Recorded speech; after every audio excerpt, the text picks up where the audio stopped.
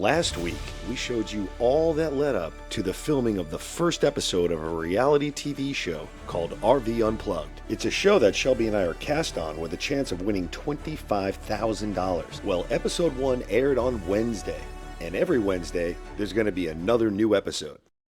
Even as little babies, we started a grueling training regimen to be mentally and physically prepared for the difficult challenges ahead.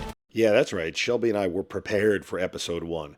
But everything did not go as planned. After watching episode 1, Shelby and I are very excited to tell you our thoughts and give you some behind-the-scenes scoops as to what happened at the filming of episode 1. But before we jump into that drama, let's do a quick recap. This year, the show is filmed at Camp Margaritaville in Auburndale, Florida. Just take a look at this resort. It's loaded with amazing RV sites. It even has these amazing cabins that you can stay in even if you don't have an RV. Yeah, it's like luxury everywhere. Oh, except where we're going to be staying. That's going to be over here. Let me show you from the overhead. So here's all that sweet luxury I just told you about. And then here's a sandy field with no hookup, no water, no sewage. That's where we'll be planting the RV Unplugged flag for the next couple of weeks. So let's head over there together so you can see what it was like pulling up to the set to begin filming. Are we first? Oh, there is a bunch of people in there. Okay, well, at least we made it on time. We have 5 minutes. No, we weren't first. In fact, we were actually the last people to arrive. Oh my gosh. Oh.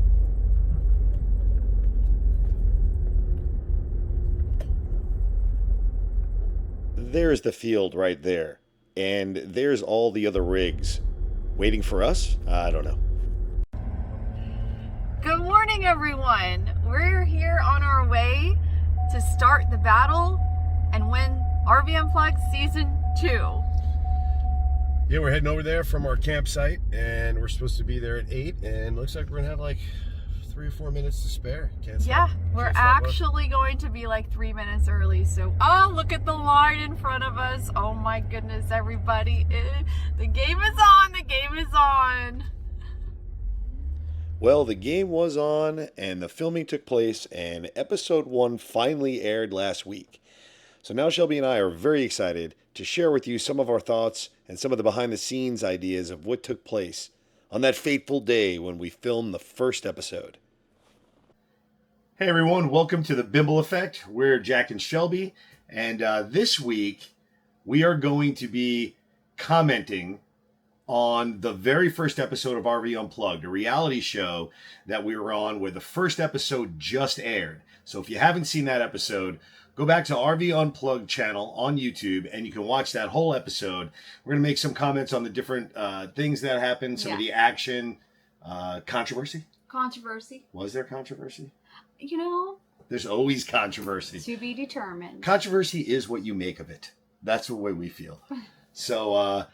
So yeah, if you've had an opportunity to see the show, it was wild. This is the second season of this reality show, and man, did season 2 kick it up a notch. It did. The first episode aired May 29th. You can watch that on YouTube, or you can go to rvunplugged.com It's more. rvunpluggedtv.com, their website. It's actually a pretty super easy way to watch all the episodes. Or just go to YouTube and you can see it on RV Unplugged on YouTube. This season was so much different than the first season. Let me tell you, as we showed up for episode 1, we had expectations of what this season was going to be like because we had seen season 1 of RV Unplugged. That's not the case. This was completely different. Right from the first moment, we find out that Todd's going to be flying in on a helicopter. We see him coming out of the sky after we waited for him for a while. He lands. That's crazy. Then we found out that in order to pick our teams, our colors, Phil and Stacey had to jump out of an airplane. And it was so cool because they released their, what are they called? Color bombs? Yeah. I don't even know what they're called. Color bombs. But what was really cool Canisters. is when they jumped, at some point, they were releasing the color bombs, and that told them which color they would have. That's right. Yeah, so you saw that. And if you can't tell, we're obviously, or you didn't already see the first episode, we are on blue, which is Blue. Coach Phil. Coach Phil, Team Blue, here we go. Woo! But then how did we actually get on the blue team? Oh, well, the first challenge, the key challenge, Florida Keys was the name of the challenge, and again, a departure from last year. This year, no one was picking teams. It was going to be random based off of some competitive experience. And in this case, it was called the Florida Keys because we had to find keys to open lock boxes as a team. And there were 5 billion keys. There's 5 billion keys. They told us in the beginning there's 5 billion keys. Yeah. Hidden in a mountain of sand. Right. 5 billion 10 keys. Yeah. There was 10 extras. 10 extra. Mixed amongst 5 billion keys, right. amongst the sand and it the was weeds intense. Up in the mountains. And Jack was taking forever to find the key. I didn't take forever. So this is more controversy up for debate. I did not take forever. It felt like forever. It may have felt like forever. That I might agree with. It felt like forever for me. I mean, they was shoved in the sand. Yeah, I know. And then you finally found one, and you bring it back to me, and I start running, and you kick me. I mean, at this point, aren't they all trampled? Might think it's easy, shopping around for keys in the grass. Some people got lost in the hills. Yeah. The treacherous hills. I found one! Go! I will say... He kicked me, I will say, a compliment to you. I would not have been able to find it if you weren't yelling, find the key. I know. Thank you. I know. You needed my help. You needed my help, everybody. Because, I mean, I'm there, and I hear in the background, find the key! Hurry, find the key! And then I was like, oh, yeah, that's what I'm supposed to be doing. Exactly. He didn't know Thank you. before. Because without that screaming and screeching in the background, I would have been lost out there. I'm in glad the I mountains. can help. Search party. Here we go! I'm gonna go with it!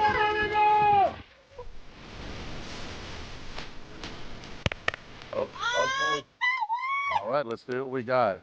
Come here! And then, of course, we found our key. Yes. Next to a pipe, somewhere tucked away in the mountains.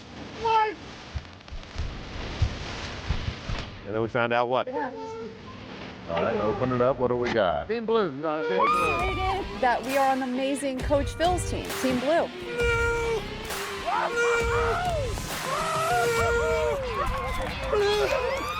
Well, that was a super fun challenge and a great way to kick it off, and the way they made everybody decide the teams, or not decide the teams, actually. No, right. It was picked based on your own ability of finding a key. Are you saying because we were the second half cruise that's my ability?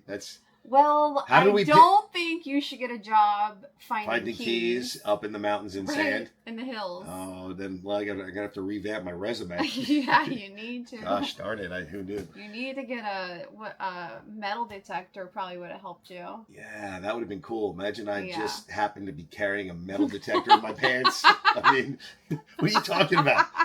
Plus, there's 5 billion keys. What good's a metal detector? I know. There was 5,010,000,000 keys. Oh, my gosh. So, let's talk about that. The keys had different shapes.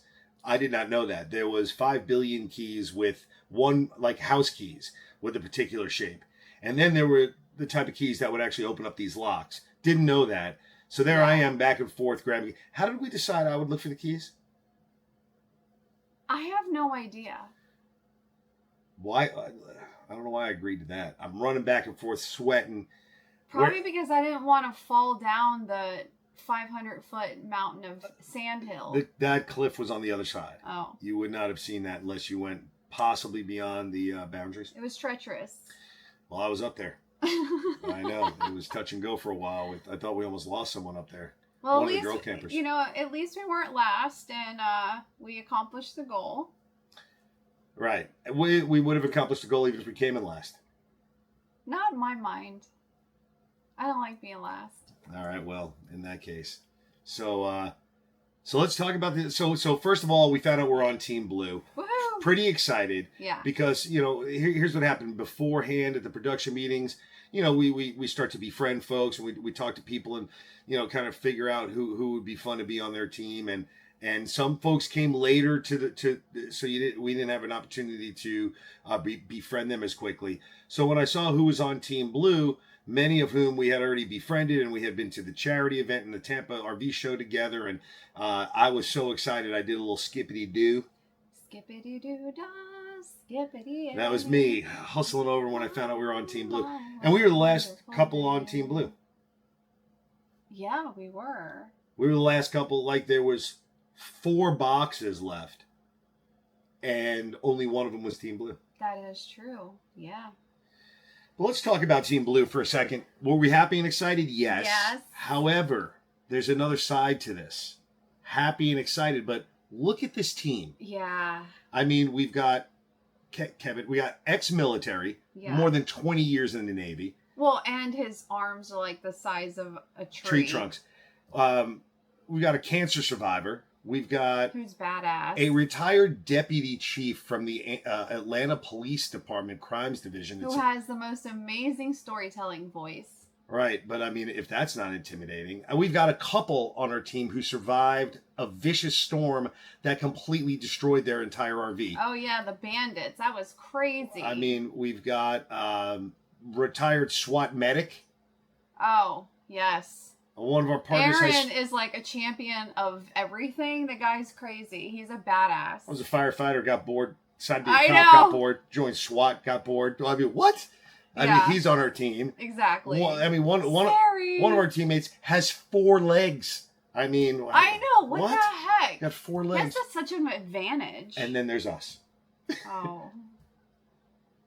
Well. We can tell jokes. What are we going to bring to this party? Oh, we can dance. Oh my gosh. How many, what are we going to, do you think there's going to be a dance competition? If not, we can create one. We can do a dance We'll off. dance anyway. Well, anyway, needless to say, we were impressed. Yeah. Very impressed at our teammates on Team Blue. Very excited. Yeah. I was looking over at Phil, and Phil was like, he felt like it was Christmas. I really think he just wanted Kevin on his team. Yeah. Because he's got arms like a Sasquatch. So I think that should have been his name. Squatch. Squatch. That's his nickname. Squatch. Now. We're gonna call Kevin Squatch. All right. Oh my gosh. Yes. Yeah. Anyway, so Blue Team was completely stacked, like really, really stacked with strength, brawn, ability, athleticism. I don't know. I feel like we got a really rockin' team. All right, so we went from that first kind of independent individual competition to find out teams to parking. Oh my gosh, parking. Well, he drives, so I can sit in the passenger seat and say it was quite difficult, but I was along for the ride. So that was a joke. Get it? Oh, along for the ride? I was along for the ride. All right, puns. We're doing puns now. Yeah. All right. It's going to be a season of puns, I'm assuming. Exactly. All right. Yeah, so we had to park the RVs, and this time we parked them in a way that wasn't just in circles on either team. We parked in a row on either team, which looked pretty cool, actually. It did look really cool. We backed in. It did take a while.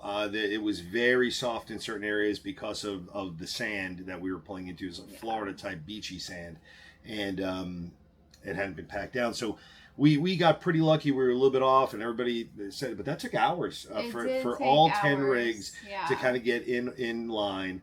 But once we were done, we got some solar panels out, and we set up, we leveled, we got everything looking good, and man, you could see right down the center between all the RVs, between the two sides, red and blue, led right to the set where apparently we were going to be sitting for vote offs and whatever's to come. And I was pretty excited. I'm kind of nervous though. Yeah, it was definitely a lot of nervous feelings and excitement, and your emotions go back and forth, but they did a great job on the set, and the way they had all the RVs lined up in this like whole straight pathway where you can see everything. It was really impressive. So let's talk a little bit about the setups on either side, how everybody did it. And first off, we are boondocking. What that means is none of the big threes. We do not have electric. We do not have a water supply, and we do not have access to sewage to drain our black tank. So that means for however long we're here, for however many weeks we last before we get voted off, we've got to survive on what we have, and we have to keep whatever we have inside the rig. Yeah. Which means flushing toilets is going to take water, Oh, yeah. precious drops of water. The only water we have now, we've got water in the fridge. We're loaded up from that standpoint. We've got water to drink. But if you're going to shower every day for however many weeks this is going to be, do you want to be wasting water flushing a toilet? No, definitely not. And honestly, this is our first time doing this where we're off grid, and I'm like a 2 shower day kind of girl. So It's sometimes 3. Yeah. So this is going to be interesting. There's a morning and there's an evening shower. Yes. And oftentimes those will drag on to the point where there's no hot water That, for this guy. Yeah. But that's okay. That's fine. I'll jump in there and take a quick shower. But we devised a tactic Yeah. as to how to optimize the use of our water. And it was when you flush the toilet in the RV, it pulls from your tank and uses water to flush down the toilet. Is that what it does? That's pretty much how things work. Like the water comes in and swirls and goes down. It's pretty awesome.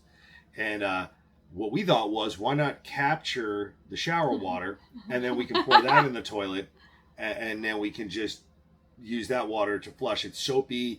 Just use that to flush the toilet whenever It sounded like a bright idea. It was a good plan. It was a solid plan. Kind of didn't work out that way. No, one morning Shelby wakes up, and I guess about to go in the shower or whatnot. Of course, I take my morning shower. So she's all dressed to go in the shower, if you know what I mean, and then she picks up the 5-gallon. Yeah. The 5-gallon tub, very heavy, of water that's supposed to be used to flush the toilets, and some reason out of her mind, she comes into the living area with this thing. I think to use it to wash a dish. I don't even. It was like 5:30 in the morning. You don't use shower water to wash utensils. Listen, I don't know what I was doing. I don't know what I was thinking. She never made it. I didn't make it. She didn't make it into the living room with that 5 gallons. We have 3 little stairs that lead from our bedroom area down into the living area, and she used all 3 of those as a slide. And feet went first, then the back, which we'll talk about in a second. Yeah. And then the 5 gallons of water. Everywhere. All over the floor. Running out the door of the RV. I mean, everything was soaked and saturated. It was a flood. I was on my back. I actually really did hurt myself. Yeah. And I still don't know what I was thinking. I don't know what I was doing. Medic? I actually did need a medic. We're looking for a medic. So there's Shelby squirming around in a puddle on the floor of our kitchen area, just like breakdancing like it's the 80s. And for everyone who owns a rig, if you spill a half glass of water, that water finds its way to cracks and crevices you'll never find. A half glass of water. Once I dropped an ice cube, and it took like 45 minutes to try to get that water out from under everywhere when it melted. It's awful. Well, 5 gallons of water had found its way into every crevasse. And into his tennis shoes. Yeah, to be used for that day. Unfortunate because it was like 45 degrees, and we had to be like out there in like 15 minutes, and I'm like bleeding and hurt, and there's water everywhere. His shoes are soaking wet. So people are knocking on the door. Here's what happens next. We got Ryan Miller shows up on an e-bike, on one of the electric bikes. I see him coming up like as he knocks on the door. I swing the door open, essentially on my hands and knees.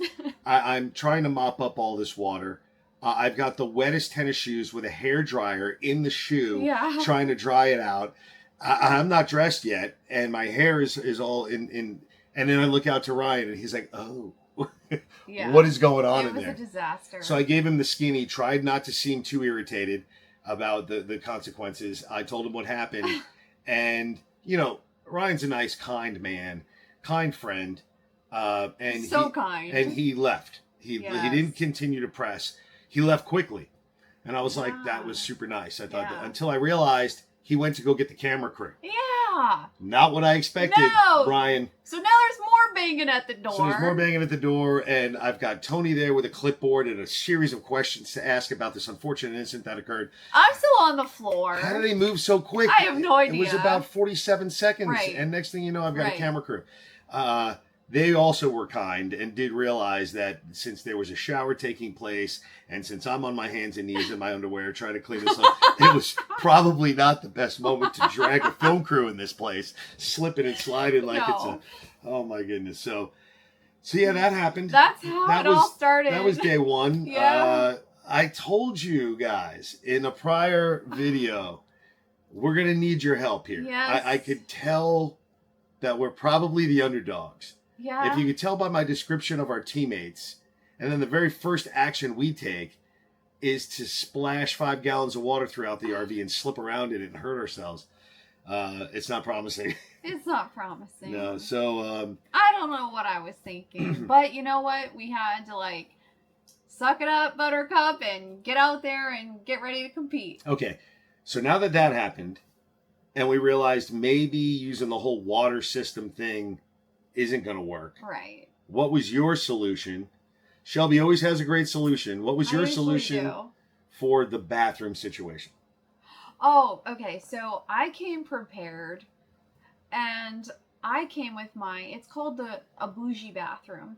And I don't know how to explain it. It's the pop-up tent, and then I brought a little portable toilet and biodegradable toilet paper, and it had decor, and it had blingy lights, and it had silk flowers and aroma.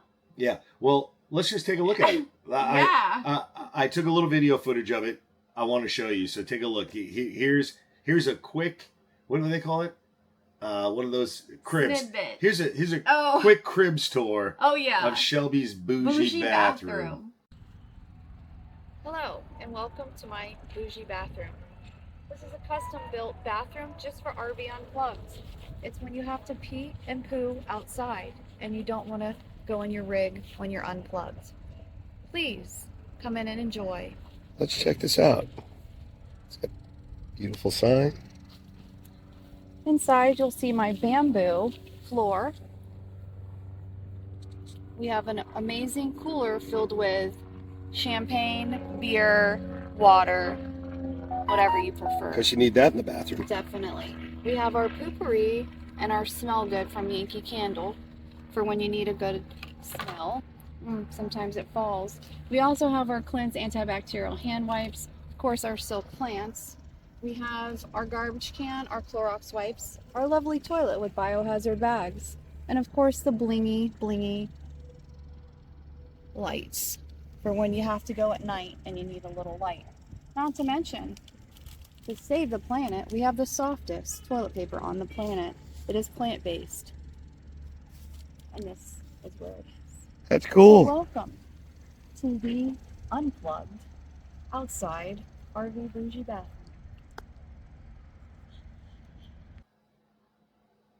What'd you think of that? Oh my gosh. Isn't it not amazing? Was that pretty cool? I mean, wipes of every type. Exactly. Right? We've got only the best. Refreshments in there. There was refreshments. Magazines. Beer and champagne books. in the cooler. But there was champagne as well. if you're looking to not just relieve yourself, Yeah. but also maybe to experience some form of mild to extreme heat stroke, lock yourself in that black box and see what happens, huh? Hey, folks.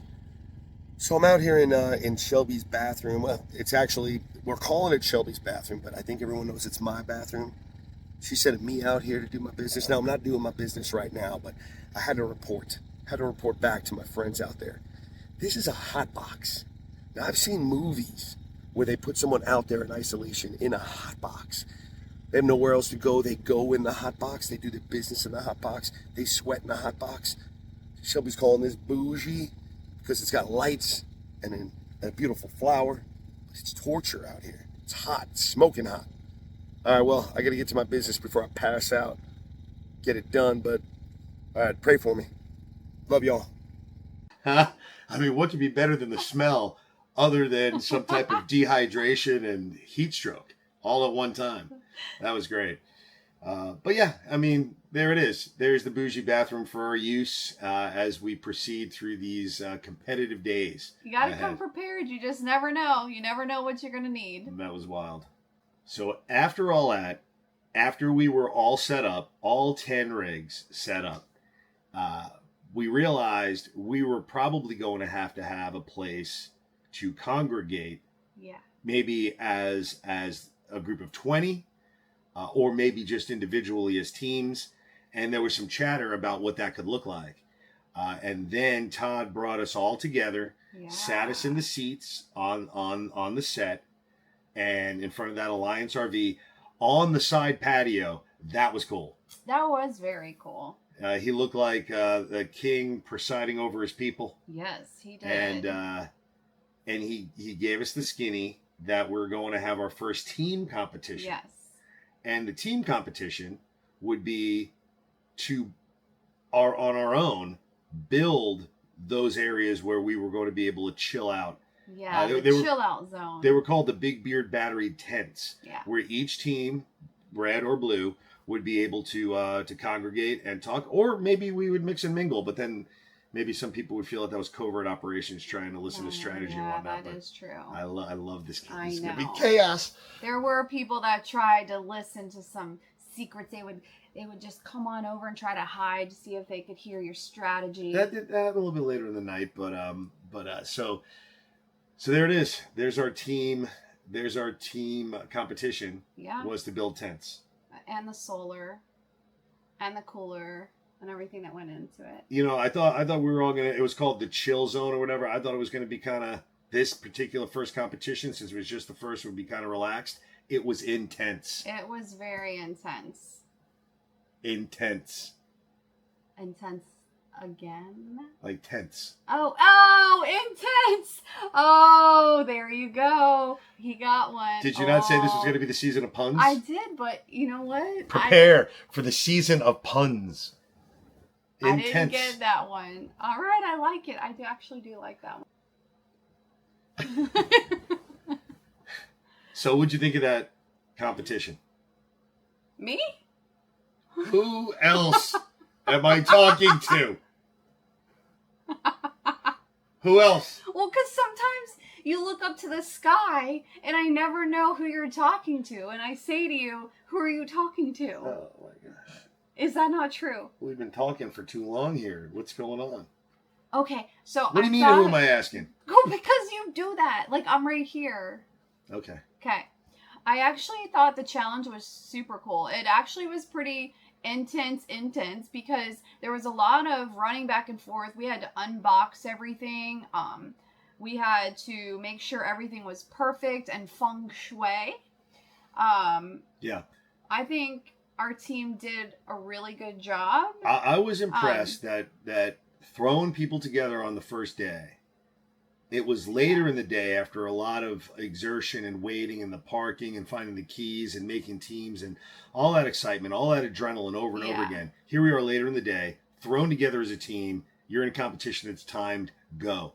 And figure it out. I was impressed at how the cooperative nature, honestly, on both teams, really. Both teams. And again, a lot of running back and forth too, because nothing was near our tent. So I had to run back and forth probably like 312 times to get the wood and the solo stove and the panels and unbox everything and the tarps. Yeah, it was pretty grueling. Yeah, it was timed against the other team, so there was a little bit of stress involved to get it done. Once you believe you were done, you called time. They came in, did an inspection. If everything functioned, if everything was perfect, you're done.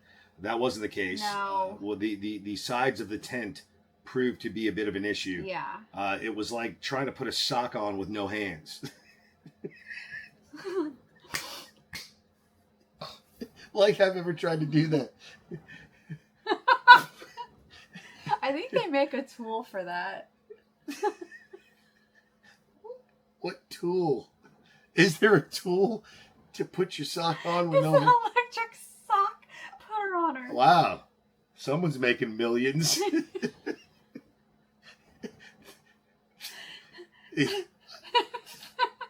So if you need help putting a sock on, just buy this sock putter on her. The Bimble Effects electronic sock putter on installation system.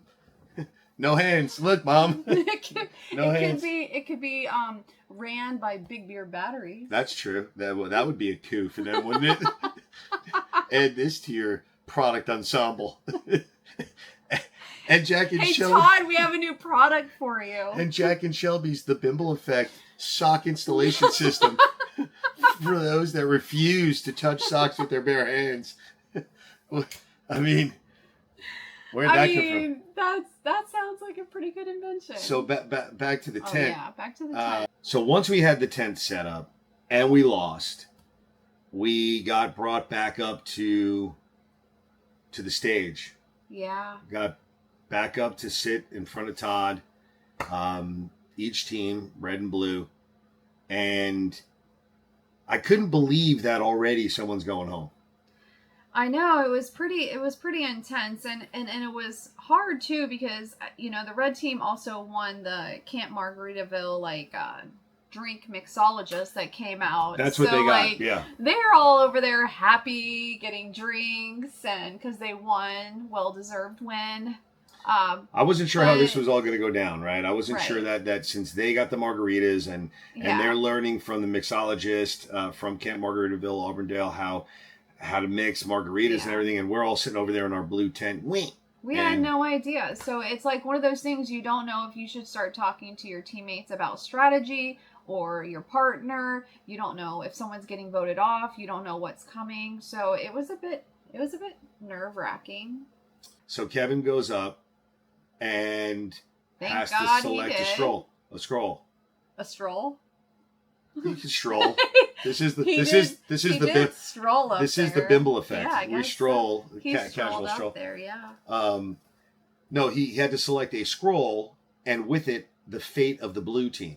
That someone is going to have to go home tonight, or the other scroll could mean some benefit to the blue team, or maybe everybody. Who knew?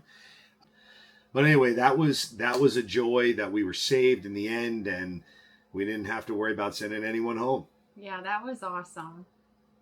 Good job, Kevin. Thanks, Kev. Kevy boy. So that was episode 1. That was awesome. I honestly don't know how that much got crammed into 1 hour. Yeah. There was so much that we did on that particular day, and it's amazing. But episode 2 is coming out, so go ahead and watch episode 2 on RV Unplugged on their YouTube channel, RV Unplugged, or like we said earlier, rvunpluggedtv.com is a pretty easy way to watch all of these episodes. It's kind of compact, it's categorized, it's nice and easy to watch. So episode 2, I can promise, is going to include alligators. That is true. And skiing. And water skiing. Yeah. Combined. So that's going to be somewhat exciting to watch. So we think you're going to love that. And we'd love for you to join us next week after the second episode, so we can talk about that and the good, the bad, and the ugly. We're going to come back and talk about it. There's going to be a lot to talk about. Yeah. Shelby's got some things to say about me. Yeah. And my efforts in the challenge. And I tried my best. Thank you for always trying your best. It was touch and go, man. It was a tough... You'll see. So tune in to episode 2, and then next week tune into what we have to say about episode 2, and hear about how Shelby's going to attempt to humiliate me. We'll see you then. Well, if you enjoyed spending time with us, and we hope that you did, we sure would like for you to come along for the ride. So feel free to subscribe and join us on our next adventures. We'll have some fun together. I promise.